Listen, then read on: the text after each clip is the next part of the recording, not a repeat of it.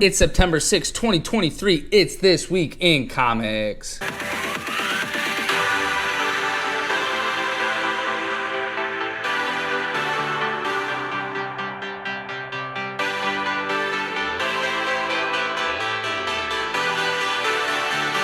Hello everyone, it's September 6, 2023. I'm your bumbling guide to all things comics, Dustin Dry, at 2birdstoned, at 2birdstoned815. Now this week we got a couple of number ones, an annual to check in with the Contest of Chaos, a 2, a 3, a 4, a 5, 6, all the way up to a number 14 this week, plus My Adventures with Superman. Let's go. Birds of Prey number 1.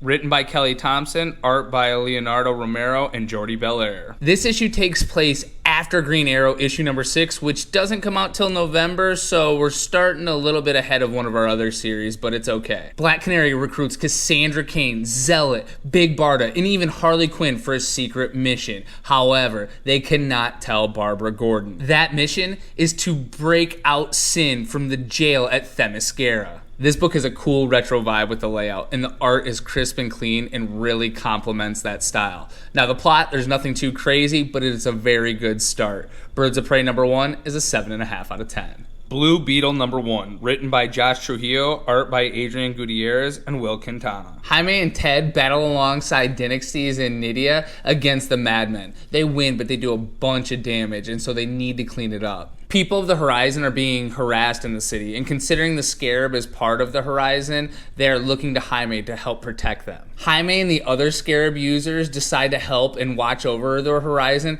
However, while they're doing that, Ted Kord is critically attacked inside his lab. I've never read a Blue Beetle book before, but there's definitely some dynamic art and there's definitely some intrigue, especially because I really don't know anything. This is a good start. Blue Beetle number 1 is a 7.5 out of 10. Spider-Gwen Annual number 1, written by Carla Pacheco, art by Rosie Comp, Marika Cresta, and Irma Kivila. In this, Gwen battles the White Fox. However, they both realize pretty quick that they're being manipulated. Agatha is angry and forces them to fight. White Fox sacrifices herself in order to control the Chaos powers the way she doesn't think Gwen will be able to. Gwen promises to find her though. Meanwhile, Peter, Jessica, and Clea get closer to discovering what's going on. However, Agatha ends up pulling Clea into the astral plane and telling her she needs to trust Agatha. Actually, one of the funnier Contest of Chaos issues, and the art, especially as they go through the different worlds, is really cool. Spider-Gwen Annual number 1 is a 7 out of 10. The Sacrificers number 2, written by Rick Remender, art by Max Fumora and Dave McKay. In this issue, the Sacrificers are led through a gorgeous array of landscapes and civilizations as we get to see what the different species and different things do with each of the people that they're going to sacrifice.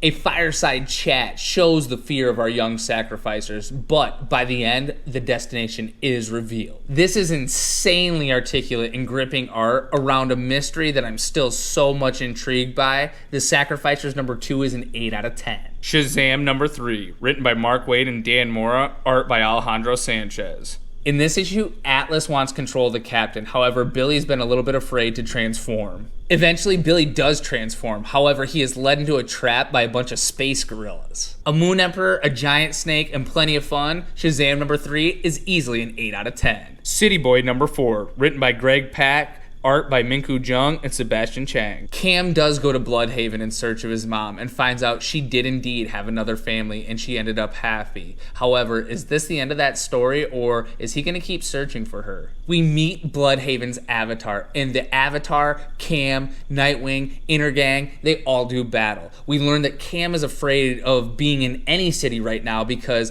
Darkseid does plan on using him to create a new apocalypse. Cam goes to get fresh air, but Swamp Thing lurks. I'm enjoying this series. The art is good, the story's good. City Boy number 4 is an 8 out of 10. Peacemaker Tries Hard number 5, written by Kyle Starks, art by Steve Pugh and Jordie Bellaire. Peacemaker and Red Beat end up breaking into Brain and Mala's new base. They deal with a bunch of mundane Brain clones, then a bunch of baby Deathstrokes, then a teenage Deathstroke before they finally end up getting to Brain. And boy, does this series get weird. Outstanding art, outstanding comedy, outstanding growth.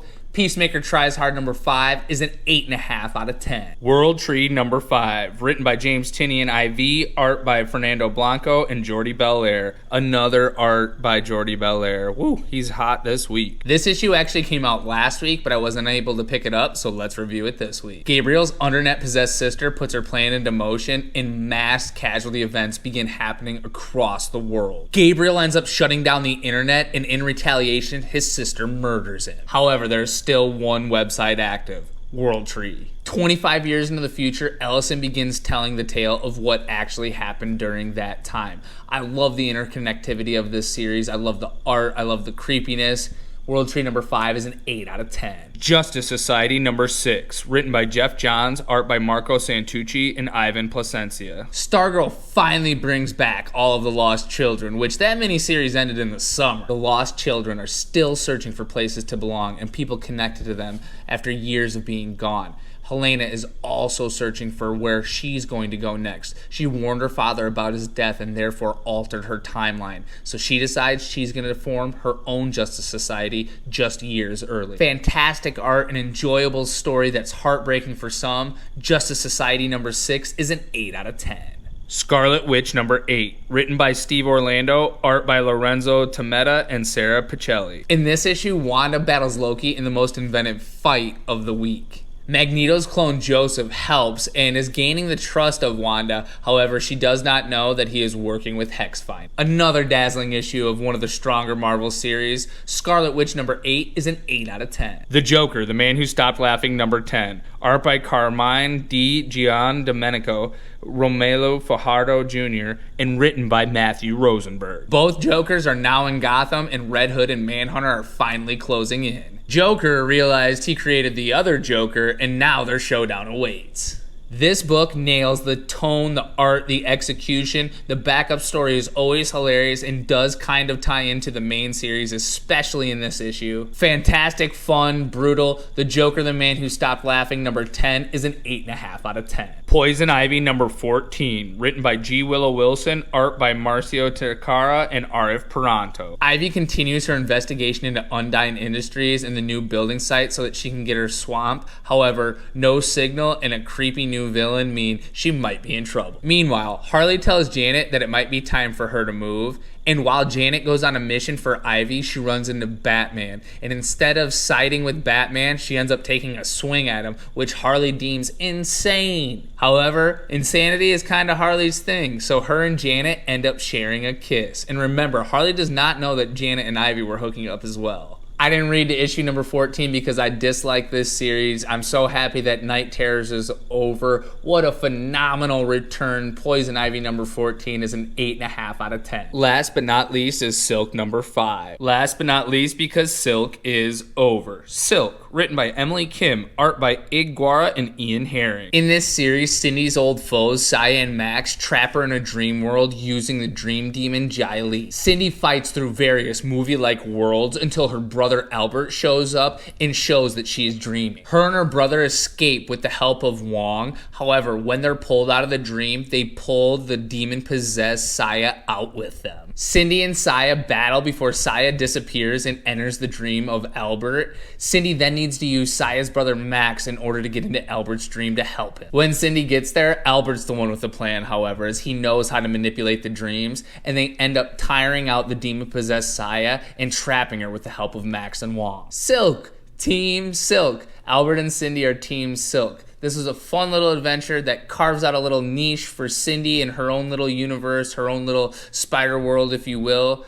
Cindy Moon and Silk, numbers 1 through 5, is a 7 out of 10. Alright guys, that's it for this week. Let's look ahead to September 13th. Batman and Robin, number 1. Batman, Gargoyle of Gotham, number 1. Alligator Loki, number 1. Avengers Incorporated, number 1. Venom Annual, part of the Contest of Chaos, number 1. Werewolf by Night, number 1. Hexagon Bridge, I hope I can get it, number 1. The Cull, number 2. The Enfield Gang Massacre, number 2. Waller vs. Wildstorm, number 3. World's Finest Teen Titans, number 3. Green Lantern, number 3. Death of the Venomverse, number 4. The Incredible Hulk, number 4. Superman Lost, number 6. Batman and the Scooby-Doo Mysteries, number 12. Alright guys, there are a bunch of trades coming out next week, of which I have all the issues collected, so I will offer brief reviews for the following. Batman and the Joker, Deadly Duo. Harley Quinn, the animated series, The Legion of Bats. Star Wars presents Son of Staros. Image Comics presents Black Cloak Volume 1. Alright guys, that's it for what's going to be going on with September 13th in terms of comics.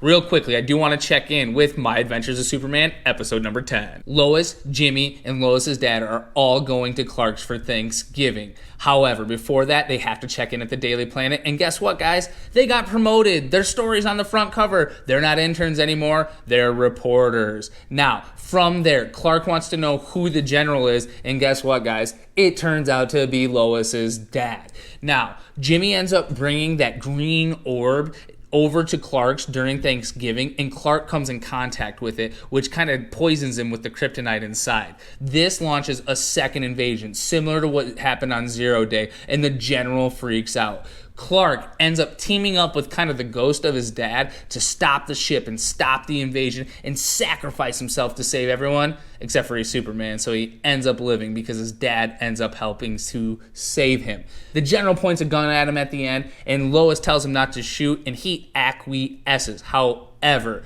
in the tag, we see that whatever was invading, whatever's coming from Zero Day, is still on its way. Oh, and as a side note, the Daily Planet bought the Flamebird account from Jimmy Olsen for $5.6 million. He's rich now. Now, guys, I love this TV show. I'm not even a Superman fan, but for whatever reason, I think this show is so much fun and it's so inventive.